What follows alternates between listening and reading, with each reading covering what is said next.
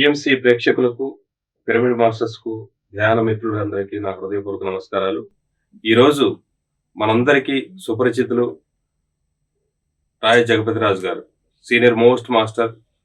వారు పత్రిజీ స్ఫూర్తితో ధ్యానంలోకొచ్చి ఎన్నో మహాకరుణ, ధ్యాన, అహింసా శాకాహార ర్యాలీలు, అలాగే పర్యావరణ పరిరక్షణ పైన అనేక అంశాలను తీసుకొని స్వచ్ఛ భారత్ కార్యక్రమాలు చేస్తూ సద్భావన ర్యాలీలు, అలాగే గత 2 సంవత్సరాల క్రితం 92 రోజుల పాటు ఏకధాటిగా పాదయాత్ర చేస్తూ దాదాపు 400 పైచిలుకు గ్రామాలను సందర్శిస్తూ 35,000 మందితో మరి పర్సనల్గా కలిసి మాట్లాడి వాళ్ళని శాకాహారులుగా మార్చడంలో వారి యొక్క కృషి అద్వితీయం, అసామాన్యం.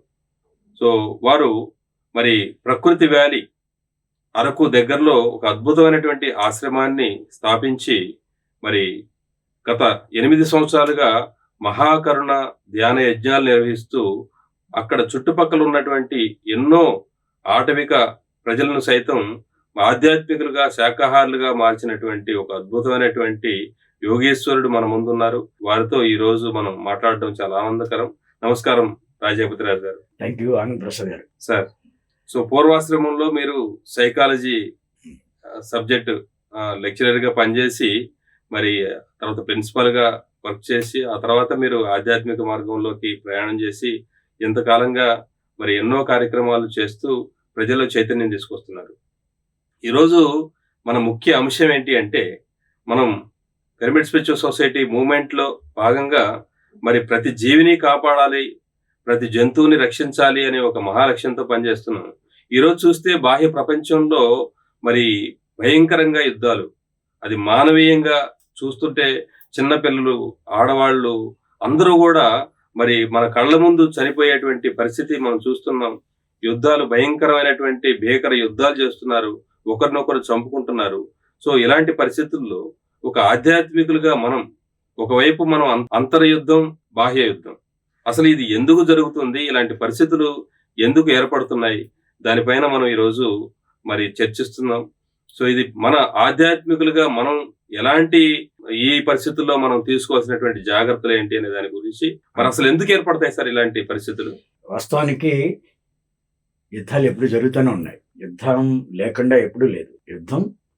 యుద్ధానికి ప్రిపరేషన్, ఇదే జరుగుతోంది. మీరు హిస్టరీ అంతా చూస్తే మనిషి ఎదగలేదు కాబట్టి, మానవ చైతన్యం ఎదగకుండా ఉన్నప్పుడు ఇవాళ జరుగుతున్న పరిస్థితి మీరు చూస్తే హిరోషిమా, నాగసాకి నుంచి కూడా మనం ఏం పాఠాలు నేర్చుకోలేదు. ఆ రోజు అణుబాంబుని ప్రయోగించవలసిన అవసరం లేదు, అప్పటికే జర్మనీ పూర్తిగా ఇదయ్యి ఉంది. అయినా కూడా తన అహంభావాన్ని, తన ఆధిక్యతని ప్రదర్శించుకోవడం కోసం ఆ రోజు అమెరికా హిరోషిమా నాగసాకి మీద ఆ బాంబుని ప్రయోగించడం, దాని దుష్ప్రభావం ఇప్పటికీ ఉంది. అది ఈవేళ చూస్తే, ఈవేళ ఈ దేశాలు ఏదైతే యుద్ధాలు జరుగుతున్నాయో, ఎవరైతే టెర్రరిస్టుల్ని ప్రోత్సహిస్తూ ఉన్నారో అలాంటి దేశాల్లో కూడా అణుబాంబులు ఉన్నాయి. ప్రపంచంలో ప్రతి దేశంలో, ఇంచుమించు చాలా దేశాల్లో అణుబాంబులు ఉన్నాయి. అయితే అణుబాంబులు ఉన్నవాళ్ళు వాళ్ళని మరి ఎవరైతే అగ్రరాజ్యం అంటామో, ముఖ్యంగా ఈ అగ్రరాజ్యాలు వాళ్ళు ఆధ్యాత్మికవేత్తలు కాకపోవడం వల్ల వచ్చే సమస్య ఎప్పుడు కూడా కనిపిస్తూనే ఉంది. ఆత్మజ్ఞానులే పాలకులు కావాలి అని సాక్రటీస్ ఏదైతే చెప్పారో, ఏదైతే మనం కూడా, మన సొసైటీ కూడా అంటా ఉందో, ఈవేళ సమస్య రావడానికి కారణం ఒక బుద్ధుడి చేతిలో అణ్వాయుధం ఉంటే అది లోక కళ్యాణానికి ఉపయోగపడుతుంది. ఒక లో చైతన్యపు వాళ్ళ చేతిలో ఇలాంటి ఆయుధాలు ఉంటే పిల్లల, స్త్రీల, లేకపోతే అక్కడ జీవుల, అక్కడ ఏమవుతుంది అనేది లేదు. ఈవేళ మీరు చూస్తే పార్లమెంట్ మీద దాడి జరిగింది, ఒక దేశానికి అధ్యక్షుడిని ఇంకో దేశం చంపేసింది. ఎంత ఎటువైపు ప్రయాణం చేస్తున్నాం అనేది సమస్య తీవ్రత అందరికీ తెలుసు. అయితే దీనికి కారణం సరిచేయాలి తప్ప మనం పైన ఏ మార్పులు జరగవు. చర్చలు, మాట్లాడుకోవడాల వల్ల ఉద్రిక్తతలు ఏమైనా తగ్గించగలుగుతారు, కానీ కారణాన్ని తొలగించవలసి ఉంది. కారణం ఏంటి అంటే, మీరు అన్నట్టుగా ఇవాళ మనిషి తనతో తాను బాగలేడు. అంతర్యుద్ధమే బాహ్య యుద్ధానికి కారణం.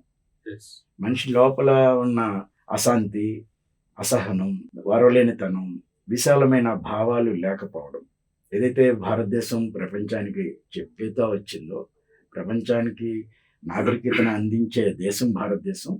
ఇవాళ భారతదేశం విధానాలు, భారతదేశ విధానాలు అంటే సత్యం.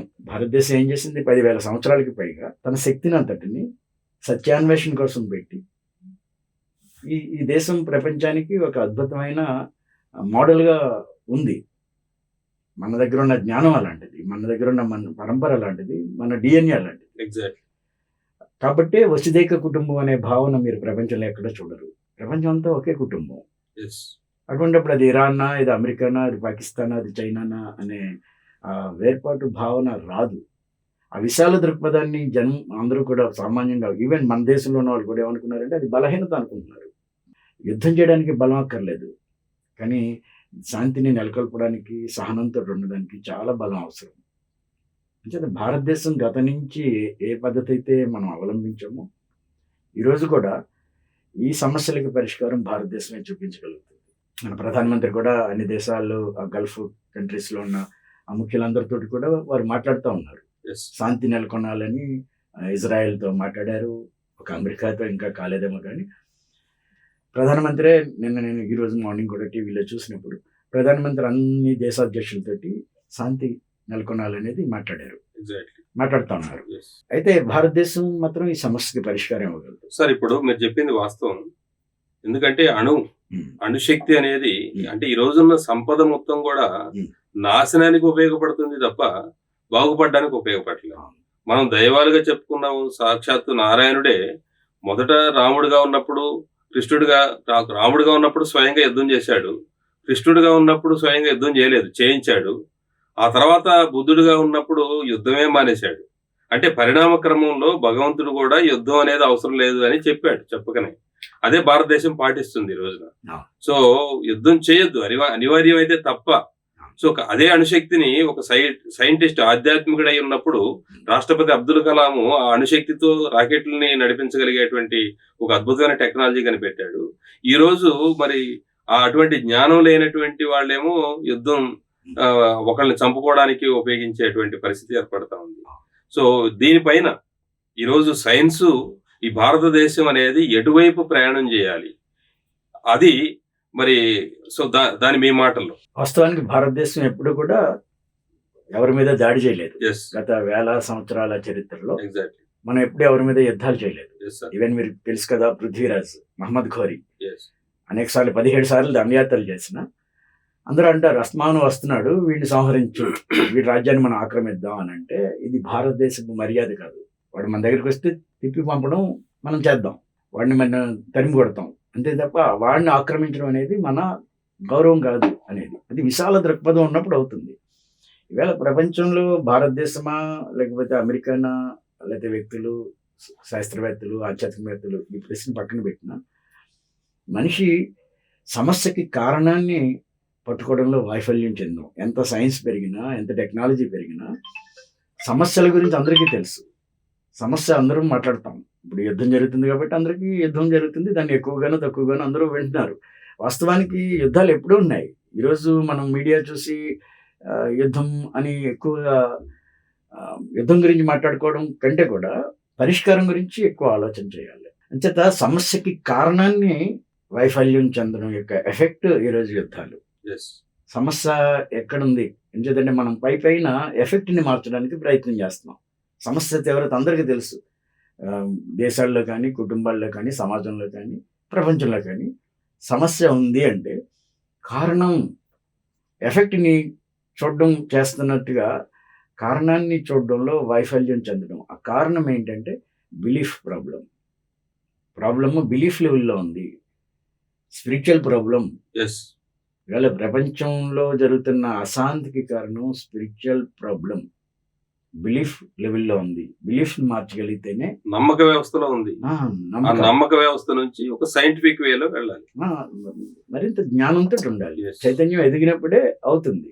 అందుకోసమే బుద్ధుడు చేసిన, భారతదేశంలో మన ఋషులు చేసిన, ఈరోజు మన పిరమిడ్ స్పిరిచువల్ సొసైటీ ముఖ్యంగా తీసుకున్న బాధ్యత అనేది మనిషి యొక్క చైతన్యం ఎదిగినప్పుడే ఇవన్నీ బాగుంటాయి. జాతి, కులం, మతం అనే భావోద్వేగాల్లోంచి పైకి రావాలి. చైతన్యం ఎదగడం ఒకటే పరిష్కారం. ఒక లిమిటేషన్స్ నుంచి అన్లిమిటెడ్ గా మారాలి. విషయం ఏమన్నారు, సముద్ర మట్టం ఇంకొక 20 అడుగుల పెరగడానికి ముందే మానవ చైతన్యం కనీసం ఇంకొక 5 అడుగులు పెరగాలి. అడుగులని లెక్కలు పెట్టలేం. కానీ అదే అనేది. మానవ yes. చైతన్యం ఎదగకపోతే, చైతన్యం ఎదగని కారణంగా ఎప్పుడూ ఈ సంఘర్షణలు, యుద్ధాలు, వినాశనాలు జరుగుతుంటాయి. దీనివల్ల జరిగే పరిణామం ఎంత భయంకరంగా ఉంది. ఈరోజు జరుగుతున్నది చూస్తే మీరు ప్రపంచ ఆర్థిక మాంద్యం వైపు వెళ్తుంది. ప్రపంచం చక్కగా మామూలుగా ఉండాలి. ఏ దేశం ఆ దేశం సమృద్ధిని సాధించి, ఆ ప్రజలందరూ శాంతిగా ప్రకృతిలో అనంతమైన సంపద ఉంది. ఉంది. ప్రకృతిని నాశనం చేస్తా ఈరోజు ఉన్న వాటిల్ని వనరులన్నిటిని ధ్వంసం చేసుకుంటా భవిష్యత్ తరాలకి ఏం చేయగలుగుతారు? యుద్ధం చేసినప్పుడు 2 వైపులా నష్టం జరుగుతుంది. ప్రపంచం అంతా నష్టపోతుంది. ఆర్థిక మాంద్యాలు వస్తాయి. ఆకలి చావులు ఉంటాయి. మరి ఈ వైపు వెళ్తున్న టైంలో విజ్ఞతతోటి ఉన్నవాళ్ళు తప్పనిసరిగా ఆ బాధ్యత తీసుకోవాలి. ఈవేళ నమ్మకాలు కాకుండా శాస్త్రీయంగా ఎదిగిన చైతన్యపు అవగాహన ఉన్న డిఎన్ఏ ఉన్న మనం భారతదేశం ఋషి పరంపర ఏదైతే చెప్పిందో ఎప్పుడు కూడా మీరు చూస్తే మనకి సలహాదారులుగా రాజులు పరిపాలించినప్పుడు అవునండి, పరిపాలకులకి ఎప్పుడు కూడా సలహాదారులు ఆధ్యాత్మికవేత్తలు ఉండేవారు. Yes. ఆధ్యాత్మికవేత్తలు సలహా తీసుకోవాలి. Yes. అన్ని దేశాలు కూడా. Yeah. ఆ దేశంలో కూడా ఇప్పుడు ఇరాన్లో ఆధ్యాత్మికవేత్తలు ఉంటారు అందుకే కదా ఆధ్యాత్మికులు పరిపాలకులు కావాలని. అనేది. అలాగే అమెరికాలో కూడా ప్రెసిడెంట్ కాబట్టి లేకపోతే నేను ప్రైమ్ మినిస్టర్ కాబట్టి అనేది కాకుండా వారికి సలహాదారులు, వారికి సూచన చేయవలసిన వాళ్ళు ఈ సమయంలో ఏముండాలి అనేది తప్పనిసరిగా ఈ దేశాలు తీసుకోవాల్సిన అతి ముఖ్యమైన మొదటి స్టెప్. ఆ దేశంలో ఉన్న ఆత్మజ్ఞానుల్ని, ఆధ్యాత్మికవేత్తల్ని వారితో సమావేశాలు ఏర్పాటు చేసుకుని ఈ ఆధ్యాత్మికవేత్తలందరూ కలిసి ఈ సమస్యకి పరిష్కారం చెప్పాలి. అమెరికాలోనే స్పిరిచువాలిటీ ఉంది, అమెరికాలోనే ఆధ్యాత్మికవేత్తలు ఉన్నారు, అన్ని దేశాల్లోనూ ఉన్నారు. Yes. వాళ్ళ సూచనని తీసుకునే లాంటి పరిస్థితి ఉండాలి. ఇవాళ పోప్ చెప్తే ఎందుకు కాదు? పోప్ చెప్పారనుకోండి ఎందుకు మార్పు రాదు? అలాగే ఇస్లాం మత పెద్దలు వారు తప్పనిసరిగా వారు శాంతి కదా. అవును. ఇస్లాం అంటేనే శాంతి కదా. శాంతి. వారు చెప్పాలి కదా, వారు చెప్పింది పాటించాలి. 100%. అందుకని వేరే దేశానికి సలహా ఇస్తే పాటించకపోవచ్చు, కానీ ఆ దేశంలో ఉన్న ఆధ్యాత్మిక వేత్తల సలహా సూచన ఈ సమయంలో తీసుకోవాలి. ఎప్పుడు తీసుకోవాలి? ఈ సమయంలో చాలా అత్యంత అవసరం. ప్రపంచం మరొకసారి భయంకరమైన పరిస్థితికి వెళ్ళకుండా, ఈ వినాశనం వైపు కొనసాగకుండా పట్టుదలకు పోయి రోజు రోజుకి దీన్ని ప్రపంచ యుద్ధం వైపు, 3వ ప్రపంచ యుద్ధం వైపు మార్చకుండా సంయమనం పాటించి తప్పనిసరిగా ఈ మార్గంలోకి రావాలనేది మన ఆశయం, మన కోరిక. సో ఇవన్నీ ఒక భయము, లోభము, అధికార ఆకాంక్ష, వీటన్నిటి దీనిపైనే నడుస్తూ ఉంది ప్రపంచం అంతా కూడా. ఇవి దీనికి కారణాలు మనం భావోద్వేగాలను రెచ్చగొట్టడము, ఈరోజు మీడియా ద్వారా అనేక అంటే జరగనివన్నీ అబద్ధపు ప్రచారాలు, సో ఇలాంటివన్నీ చేసి ప్రజల్ని ఒక భయాందోళనలో క్రియేట్ చేసి మరి ఈరోజు ఆర్థికంగా కూడా ఒక భయంకరమైనటువంటి పరిస్థితులకు తీసుకెళ్తా ఉంది. సో దీనిపైన ఒక ఆధ్యాత్మికుడిగా మనం ఒక పిరమిడ్ స్పిరిచువల్ సొసైటీ బాధ్యత. మీరు చెప్పినట్టుగా ఈ భయం, ఈ చీకటి, నెగటివ్ ఫోర్సెస్ ఎప్పుడైతే దాడి చేస్తాయో విపరీతమైన ఆ నెగటివ్ భయం అందరిలో పేర్కొనేలాగా జరుగుతుంది. మీడియా అవనండి, లేకపోతే ఇంకా ఎవరైతే ముఖ్యమైన బాధ్యతలు తీసుకుని ఉంటారో దేశాలకు సంబంధించి వాళ్ళు కూడా భయంతో పనులు చేస్తున్నారు. యుద్ధం భయం వల్ల జరుగుద్ది, పౌరుషం బలంతో జరగదు. బలహీనులే యుద్ధం చేస్తారు. చాలామంది అనుకుంటారు బలవంతుడని. బలహీన మనస్తత్వం ఉన్నవాళ్ళు, బలహీనతలు ఉన్నవాళ్ళు బయట ప్రదర్శించాలనుకుని తన బలాన్ని, తన శక్తిని వేరే వాళ్ళకి చూపించాలనుకుని యుద్ధం చేస్తారు.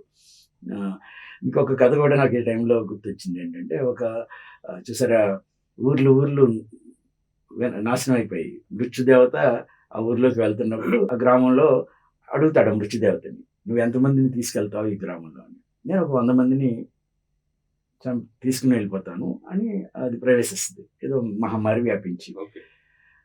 తర్వాత వెళ్ళిపోతున్నప్పుడు అడుగుతాడు, నువ్వు మాట తెప్పావు, 100 మంది అన్నావు, 1000 మందిని చంపిస్తావు అని. నేను యాక్చువల్గా 100 మందిని చంపడానికి వెళ్ళాను, 100 మందినే ప్రాణం తీసుకోవాలి, కానీ మిగిలిన వాళ్ళందరూ కూడా భయంతో చచ్చిపోయారు. 1000 మంది. మొన్న చూడండి మీరు కోవిడ్ వల్ల చనిపోయిన వాళ్ళకంటే కోవిడ్ అని అందరూ అదే పనిగా చేయడంతో ఒకలాంటి భయం, ఒకలాంటి సిచ్యువేషన్, ఒకలాంటి ఆందోళన, చిన్న దగ్గు వచ్చినా, ఏదైనా చిన్న అనారోగ్య సమస్య వచ్చినా వాళ్ళు ఆందోళన చెంది భయపడి ఆ భయాన్ని ఈవేళ ప్రపంచం అంతా కూడా వ్యాపారం అయిపోయింది కదా. ఆరోగ్యం వ్యాపారం అయింది. ఫార్మాస్యూటికల్ కంపెనీస్ వ్యాపారం ముఖ్య ఉద్దేశం. వాళ్ళేమి Yes. సేవ కోసం వచ్చినవి కాదు కదా! కాదు. అంచేత ఈ వ్యాపార దృక్పథం ఉన్న వాళ్ళు ఎప్పుడు వాళ్ళకి కావాల్సింది ఇదే. ఎప్పుడు అక్కడ ఒక సమస్య ఉండాలి, భయం ఉండాలి. ఆ భయం ఉన్నప్పుడు మనం దాన్ని ఆయుధాలు అమ్ముకోవచ్చు, లేకపోతే మందులు అమ్ముకోవచ్చు. ఇది వాళ్ళు చేస్తున్నది. ప్రజలకు కావాల్సింది ఏంటంటే ఈరోజు సమాచారాలను కూడా అమ్ముకునే పరిస్థితి. అంతా ఎప్పుడు అలాగే జరుగుతుంది. విద్య అన్నీ కూడా వ్యాపారం వైపు వెళ్ళినప్పుడు ఈవెన్ మన భారతదేశంలో కూడా. అంచేతే ఆధ్యాత్మికవేత్తల బాధ్యత చాలా ఎక్కువ. ఈరోజు ధార్మిక సంస్థల యొక్క బాధ్యత భక్తుల్ని, నమ్మకాల్ని ప్రబోధించడం కాదు, పెంచడం కాదు, మూఢనమ్మకాల వైపు తీసుకెళ్ళడం కాదు. ధర్మాన్ని ప్రచారం చేయడం ధార్మిక సంస్థల యొక్క బాధ్యత. ధర్మం ఆధారంగానే ఏదైనా ఉండాలి. అది వ్యాపారమైనా ధర్మం ఉండాలి. Yes. అంచేతే ఈవేళ ధార్మిక సంస్థలు ముఖ్యంగా మన పిరమిడ్ స్పిరిచువల్ సొసైటీ తన బాధ్యతని 40 సంవత్సరాలుగా అద్భుతంగా నిర్వర్తిస్తూ వచ్చింది. ఒకటే, ప్రపంచం, సమాజం మారాలి అంటే వ్యక్తి మారాలి. వ్యక్తి మారాలి అంటే తన చైతన్యం మారాలి. ధ్యానం ఒకటే తనని మార్చగలుగుతుంది. బయట నుంచి ఇలా ఉండు, అలా ఉండు అని చెప్పే నియమాల వల్ల ఏ మార్పులు రావు. Yes. మనం వింటున్నాం ఎన్నో నీతి సూత్రాలు. నీతి సూత్రాలని బయట నుంచి విధిస్తే నీతివంతులు కారు. బయట చెప్పినప్పుడు నీలోనే స్ప్లిట్ వస్తుంది. కోపం ఉండకూడదు, కామం ఉండకూడదు, ఈర్ష్య ఉండకూడదు అనే మాటలు మనం వింటా వచ్చాం. అందరూ చెప్తూ వస్తారు. దానివల్ల ప్రయోజనం ఉండదు. దానివల్ల మనిషి ఏం చేస్తాడంటే ఒక కృత్రిమమైన మనిషి తయారయ్యాడు ఇవాళ ఉన్న మనిషి. Yes. అలా కాకుండా ఒక పద్ధతి ఉంది. అది తన లోపల ఒక జ్ఞాన వీచిక, ఒక జ్ఞాన జ్యోతి వెలిగినప్పుడు ఆ వెలుగులో తనని తాను మలర్చుకుంటూ వెళ్ళడం, ఆ విధానాన్ని అవలంబించిన అద్భుత ఆధ్యాత్మిక సంస్థే pyramid spiritual society. Yes. Patriji అందుకోసమే మనకి ఏ నియమాలు చెప్పరు.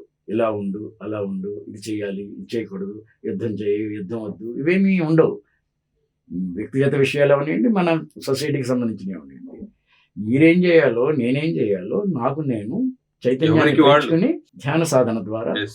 ధ్యానం ద్వారా ఎవరిని వాళ్ళు మలుచుకోవాలి. ఎవరిని వాళ్ళే బాగు చేసుకోవాలి. అదే కదా కృష్ణుడు చెప్పింది, అదే కదా బుద్ధుడు చెప్పింది. అపో దీపోభవ. Yes. వ్యక్తి మారినప్పుడే సమాజంలో మార్పు వస్తుంది. వ్యక్తి మారడం అంటే బుర్రలో మార్చుకోవడం కాదు, చైతన్యంలో షిఫ్ట్ జరగాలి. విశాలమైన భావాలు అప్పుడు వస్తాయి. గొప్ప విషయాలు ఎదగని మనిషికి చెప్పిన బ్రహ్మసూత్రాలు లో చైతన్యపు మానవులకి తెలియజేస్తే వినాశనంకే వాడతారు. Yes. ఇవాళ బ్రహ్మాస్త్రాన్ని మరి ఆయనకి ఇచ్చారు, అశ్వత్థామకి కూడా. అశ్వత్థామకి ఇచ్చారు. ఏమైంది?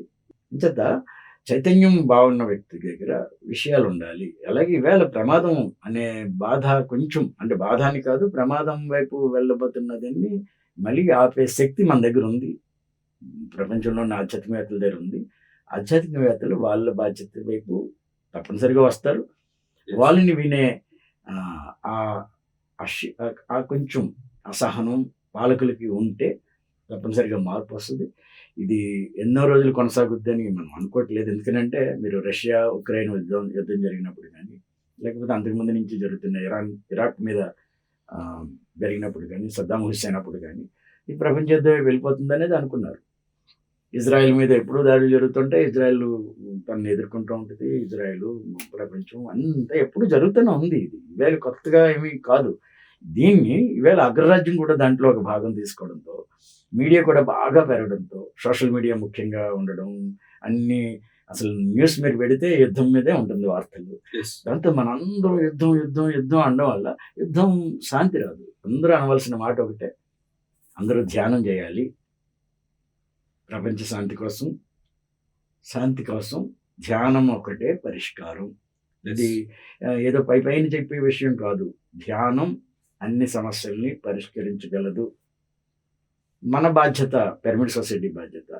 మనం ధ్యానం అందరికీ నేర్పుతా ఉన్నాం. మరింత ఎక్కువ మందికి వెళ్ళాలి, వెళ్ళింది కూడా. ఇవాళ ప్రపంచ ధ్యాన దినోత్సవం డిసెంబర్ 21 జరుగుతుంది అంటే ప్రపంచానికి ధ్యానం చేరింది కదా. ఇంతట ధ్యానం, ఆధ్యాత్మికత అనేదే ఈరోజు అందరూ ఆచరణలోకి తీసుకోవాలా.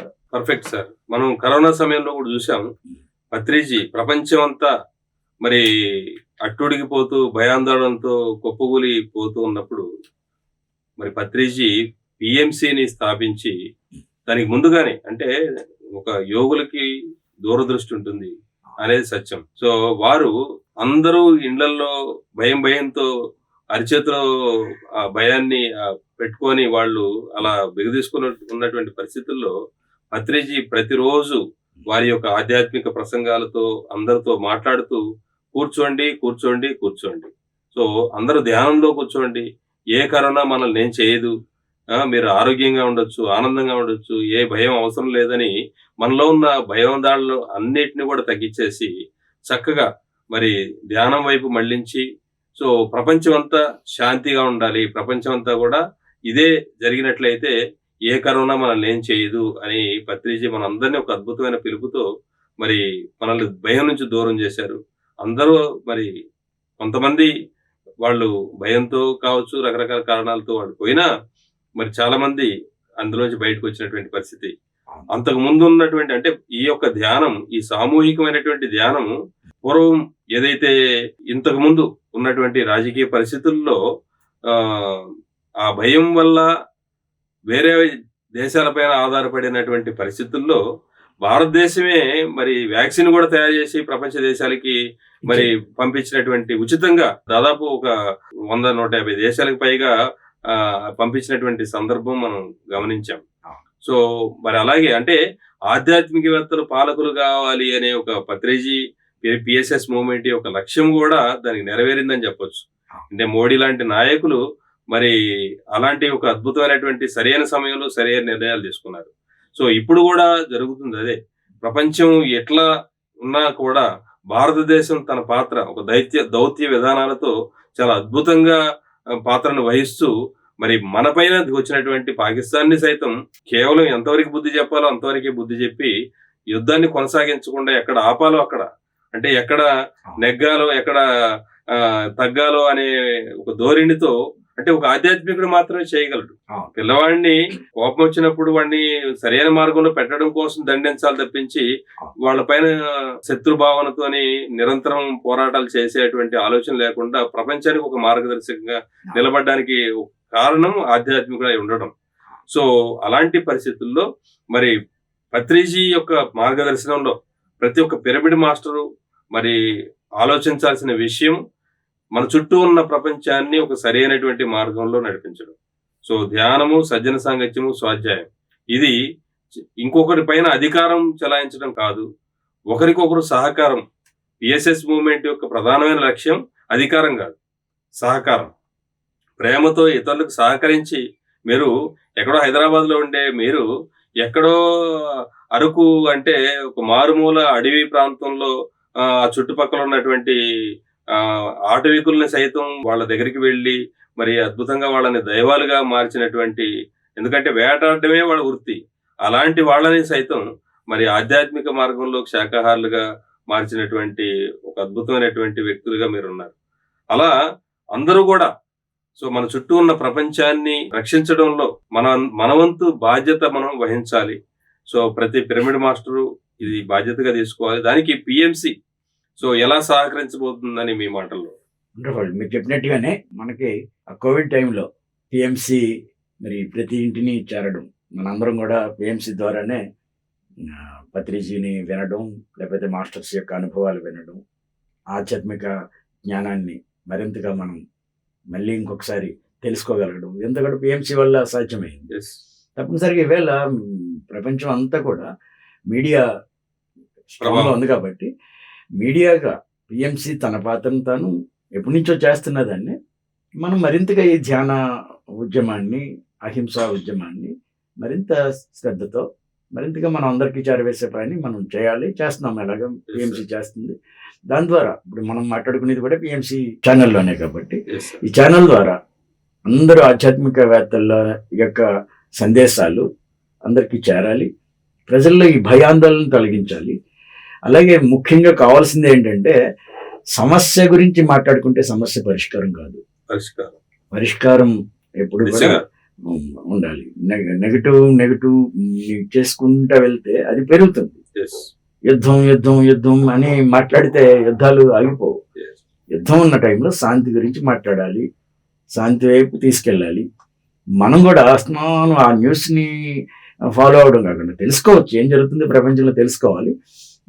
ముఖ్యంగా మనం చేయవలసింది ఏంటంటే ఎక్కువ సమయాన్ని ధ్యానంలో గడపాలి. మీరు వియత్నాంలో యుద్ధం జరుగుతున్న టైంలో ఒక 12 మంది బౌద్ధ భిక్షువులు ధ్యానం చేశారని నేను చదివాను అక్కడ. Yeah. అక్కడ కరువు కాటకాలు ఉన్నాయి, ఏదో యుద్ధం జరుగుతుంది. ఈ 12 మంది బౌద్ధ భిక్షువులు గ్రూప్ మెడిటేషన్ చేయడం వల్ల అక్కడ యుద్ధం ఆగింది అనేది నేను ఒక ఆర్టికల్ చదివాను. Yes. డీప్గా మీరు చూస్తే డెఫినెట్గా Correct. ఎప్పుడైతే ఒక గ్రూప్ ధ్యానం చేస్తారో, ఎక్కువ మన ధ్యాన కేంద్రాలు 20,000కి పైగా ధ్యాన కేంద్రాలు ఈ తెలుగు రాష్ట్రాల్లో ఉన్నాయి, భారతదేశం అంతటా ఉన్నాయి, అనేక చోట్ల మన ధ్యానులు ఉన్నారు. గ్రూప్ మెడిటేషన్ జరగాలి. ఎక్కువ సమయం ఏ సంకల్పాలు అవసరం లే, మెడిటేషన్. అక్కడ యుద్ధం ఆగాలి, అమెరికా రష్యా ఇంకోటి అది అక్కర్లే. మన ఆలోచనలో మన ఎంతసేపు ఏంటంటే ధ్యాన శక్తిని, ఆ వైబ్రేషన్ని, ఆ చైతన్యాన్ని నింపాలి. ఆ బాధ్యత మనం తీసుకోవాలి. పిరమిడ్ సొసైటీ మనందరం కూడా ఎక్కువ సమయాన్ని ధ్యానంలో గడపాలి. ఏం జరగాలో, కార్యకారణ సంబంధంతో ఏం జరగాలో అది జరుగుతుంది. ఏం చేయాలో అది మనం చేయాలి. Yes. అమెరికా ఏం చేయాలో ఇక్కడ కూర్చొని మనం మాట్లాడడం, లేకపోతే ప్రధానమంత్రి ఏం చేయాలో ఇంకొకరు మాట్లాడడం కాదు. ఎవరు ఏం చేయాలో అది చేయడం కావాలి. ఈవేళ కావాల్సింది రెస్పాన్సిబిలిజం, బాధ్యత. నా బాధ్యత ఏంటి, నేను ఏం చేయాలి, నేనేం చేయాలో అది చేయాలి. నేను సలహాలు ఇవ్వడం కాదు చేయవలసింది, నేను ధ్యానం చేయాలి. ధ్యానంలో ఎక్కువ సమయం గడపాలి.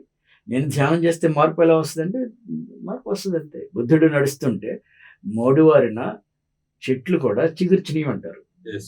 బుద్ధుడు వెళ్తుంటే 200-300 మీటర్ల దూరంలో ఉన్న ఎండిపోయిన చెట్లు, ఆకులు మళ్ళీ చిగుర్చి ఉన్నాయంటే ఆ వైబ్రేషన్.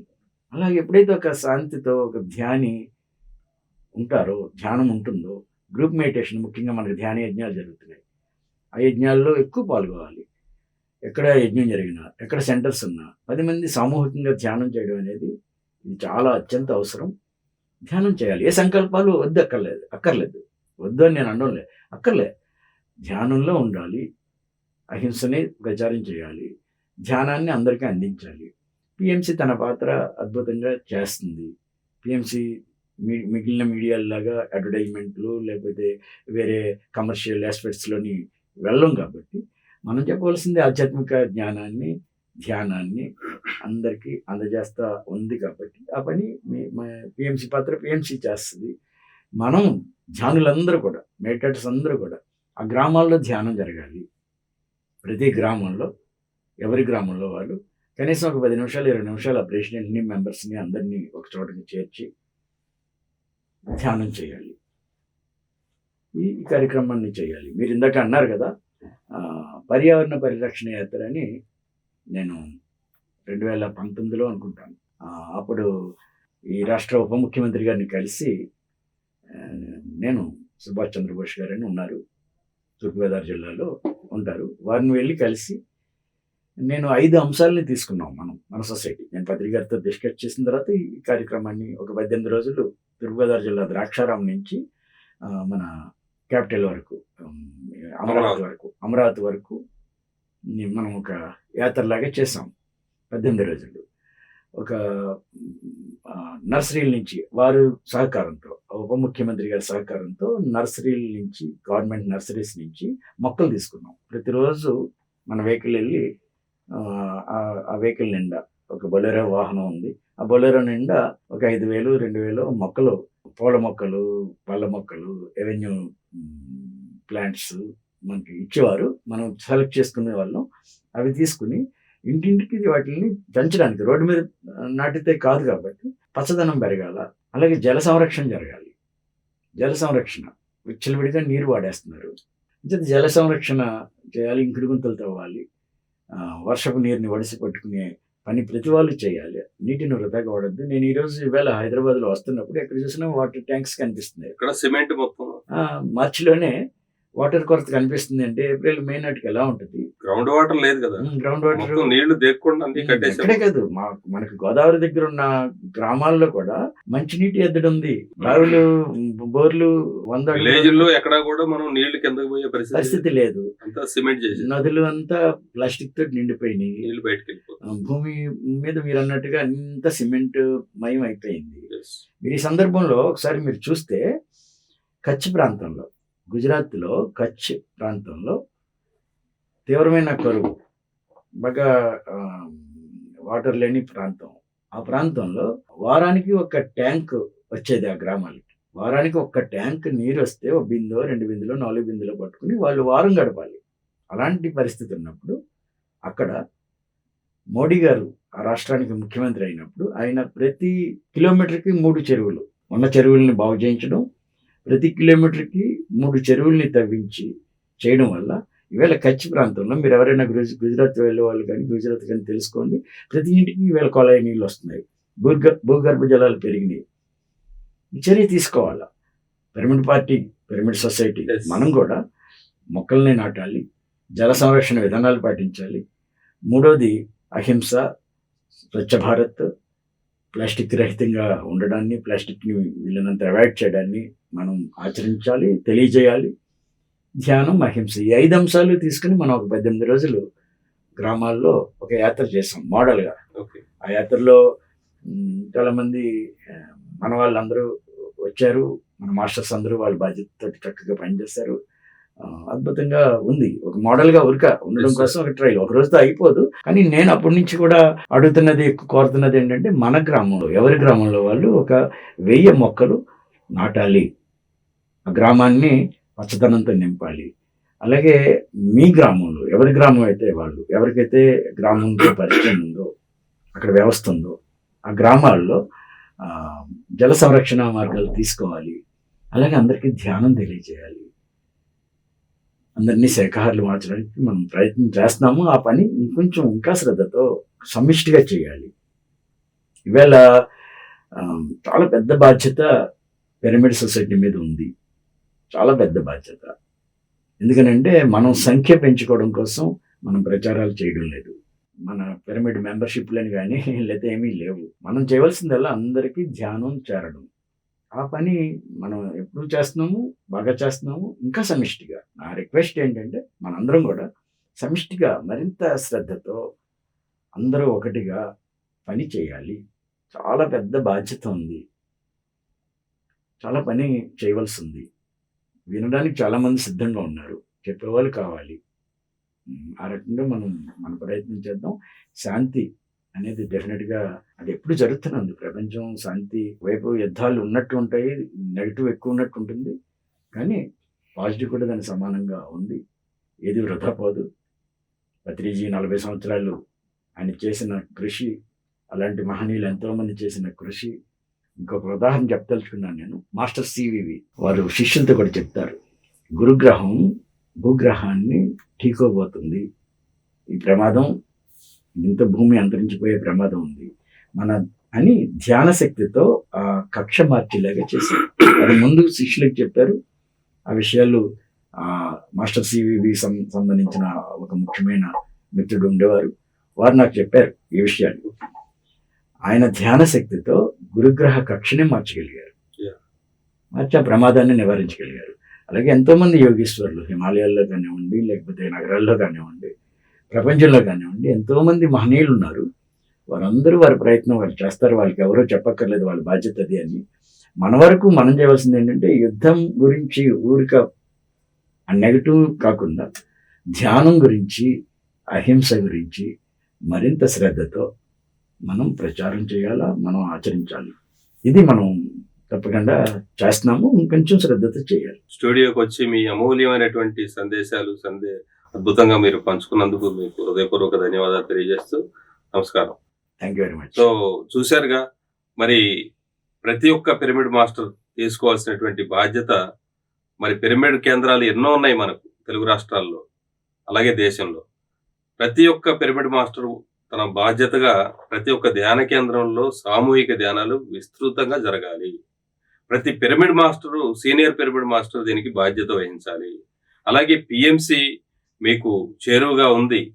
మీరు మీ దగ్గర జరుగుతున్న ప్రతి ఒక్క విషయం మీ దగ్గర వీడియో తీసి పిఎంసికి పంపించండి. అవి ప్రసారాలు జరుగుతాయి. విస్తృతంగా మన ప్రసారాలు, మన ప్రచారం మనం చేద్దాం. పిఎంసి దానికి తోడుగా మీ మీ ముందుంటుంది. సో, డెఫినిట్‌గా మనందరం పిఎంసిని ఉపయోగించుకోవాలి. ప్రపంచానికి ఇంకా మరి విస్తృతంగా తెలియజేయాలి. ఇది ప్రతి సీనియర్ మాస్టర్ కూడా ఇలాగే మరి స్టూడియోకి రావడం గాని, లేదా మీ దగ్గరికి మేమైనా వచ్చి మీ సందేశాలు తీసుకోవడానికి మరి రెడీగా ఉన్నాం. సో, మీరు కబురు చేస్తే మరి ప్రపంచానికి మనం ఉపయోగపడదాం. పిఎంసిని ఇంకా విస్తృతంగా ఉపయోగిద్దాం. మరి అందరికీ హృదయపూర్వకంగా మరి ఆహ్వానిస్తున్నాం. స్వాగతం, సుస్వాగతం. మరి జరుగుతున్నటువంటి యుద్ధాలపైన మనం తీసుకోవాల్సినటువంటి జాగ్రత్తలు అనే అంశం పైన మరి ప్రతి ఆధ్యాత్మికుడు, నాట్ ఓన్లీ పిరమిడ్ మాస్టర్స్, ఏ ఆధ్యాత్మిక సంస్థలో ఉన్నటువంటి ప్రముఖులైనా సరే, ఆధ్యాత్మికవేత్తలైనా పిఎంసి ద్వారా మీ యొక్క మరి అంతరంగాన్ని ప్రపంచానికి అందించవచ్చు. ఇది గొప్ప అవకాశం. ప్రతి ఒక్కరు కూడా మరి ఆలోచనతో మరి ముందుకు రావాల్సిందిగా కోరుచు. Thank you very much sir.